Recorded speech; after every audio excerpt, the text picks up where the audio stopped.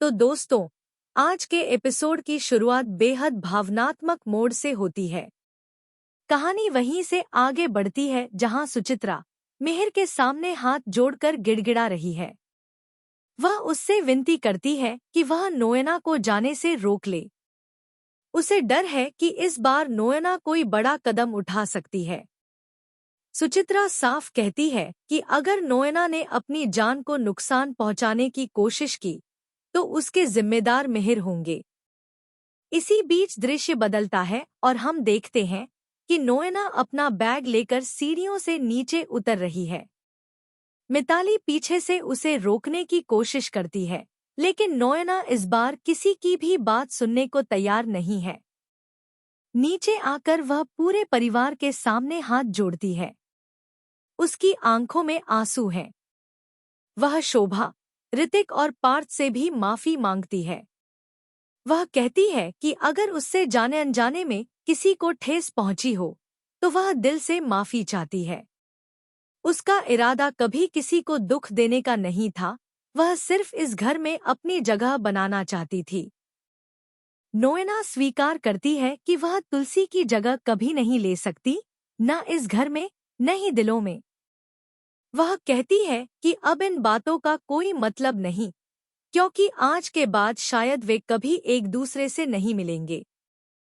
सुचित्रा और मिताली आखिरी बार उसे रोकने की कोशिश करती हैं, लेकिन नोएना अडिग रहती है।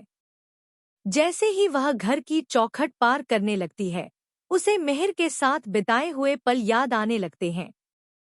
तभी पीछे से मिहिर उसकी कलाई पकड़कर उसे रोक लेता है। वह उससे रुकने के लिए कहता है।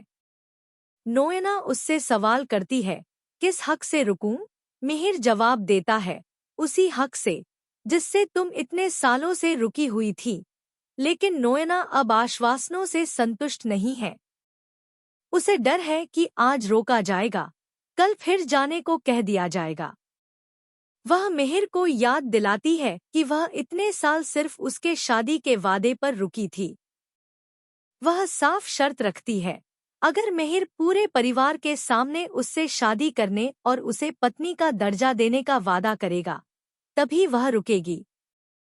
वरना उसके जीने मरने से मिहिर को कोई मतलब नहीं होना चाहिए।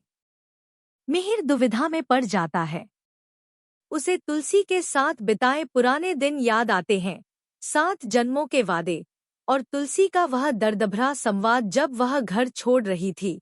मेरा दिल मुझे लौटा देना, बस वो टूटा नहीं होना चाहिए।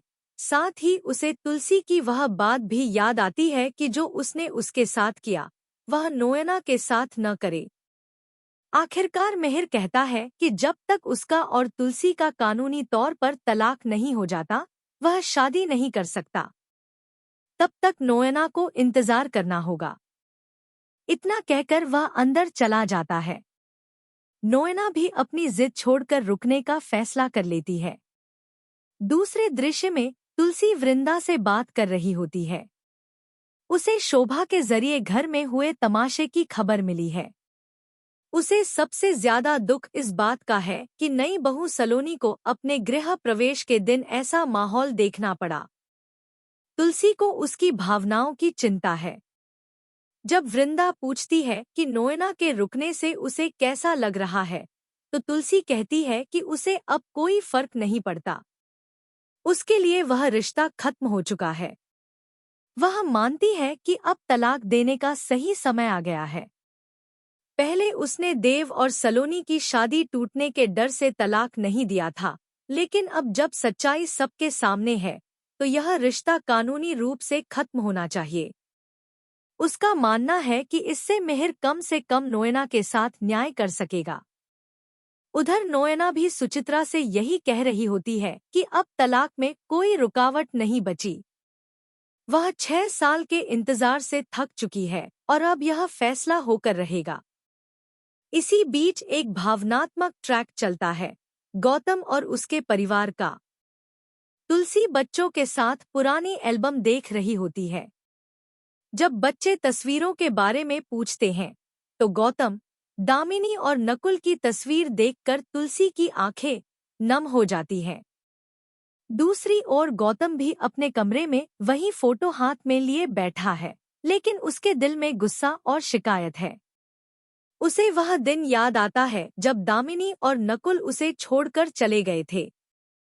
उन्हें लगता था कि परिवार ने करण और पार्थ को ज्यादा महत्व दिया और गौतम को नजरअंदाज किया। नकुल अपने पिता से नाराज था कि उन्होंने उसका हक क्यों नहीं मांगा। गौतम ने कहा था कि वह अपने माँ बाप से भीख नहीं मांग सकता। दामिनी ने समझाया था कि वह भीख नहीं, हक था। लेकिन बात इतनी बढ़ गई कि दामिनी और नकुल उसे छोड़कर चले गए। आज भी गौतम अपनी माँ को अपने अकेलेपन का जिम्मेदार मानता है, जबकि तुलसी को विश्वास है कि एक दिन उसे सच्चाई का एहसास होगा।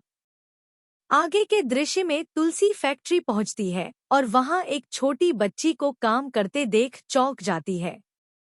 उसे पता चलता है कि वह अपनी माँ के साथ मजदूरी करने आई है। तुलसी गुस्से में साफ कहती है कि 14 साल से कम उम्र के बच्चों से काम कराना कानूनी अपराध है।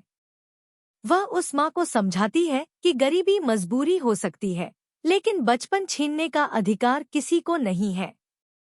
माँ अपनी मजबूरी बताकर माफी मांगती है, लेकिन तुलसी कहती है कि सिर्फ माफी से समस्या का समाधान नहीं होगा।